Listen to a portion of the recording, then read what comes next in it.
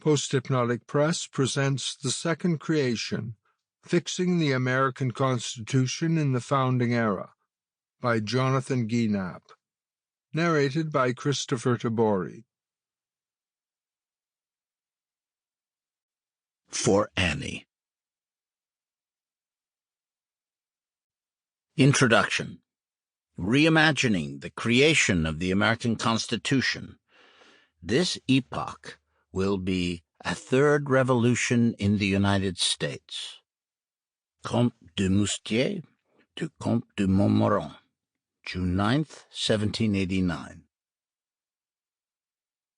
Nearly 2 years after the United States Constitution had been written, James Jackson took to the floor of the First Congress to draw attention to the amorphous, inchoate character of the nation's founding instrument.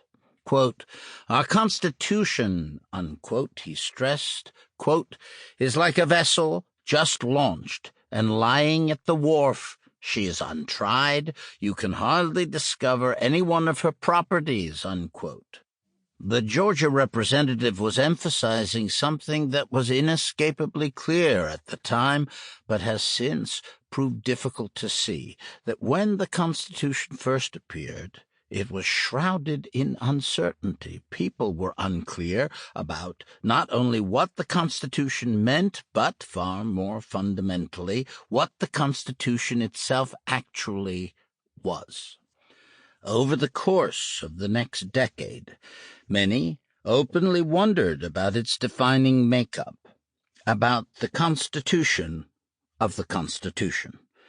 As Representative John Vining of Delaware remarked 2 years after Jackson, quote, "On some occasions the Constitution is like the sensitive plant which shrinks from the smallest touch.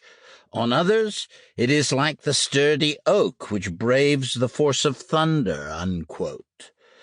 Such vivid attempts at imagining the Constitution's constitutive identity speak volumes. Before it could have meaning, command authority, or regulate life, the Constitution first had to be conceived in the mind and given fundamental characteristics. This book is about those imaginings, their development, their transformation, their consequences, and, above all, the struggle over their legitimacy. In turn, it is about how grasping the significance of these imaginings forces us to reimagine the conventional story of the Constitution's creation. There has been no shortage of attention lavished on the Constitution's birth. Much of this interest emanates from its obvious historical importance. Drafted during the summer of 1787 and ratified by the American people over the course of the following year, the Constitution was the culmination of the revolutionary struggle against Great Britain that gave birth to the United States, and it is often seen to neatly capture the ideals and the contradictions of the American Revolution itself. Obsession with the Constitution's beginnings, however, stems at least as much from the present, for to live in the United States is to feel the relevance of the Constitution's origins.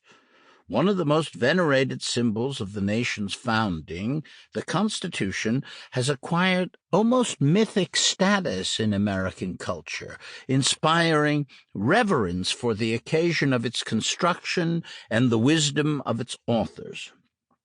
Battling over the Constitution's framers in books on Broadway and at political rallies has been an enduring American pursuit that is not likely to abate.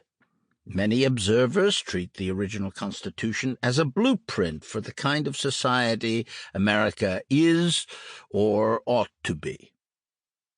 To some, it was the paradigmatic expression of Enlightenment political science, limiting and balancing government in the name of individual liberty.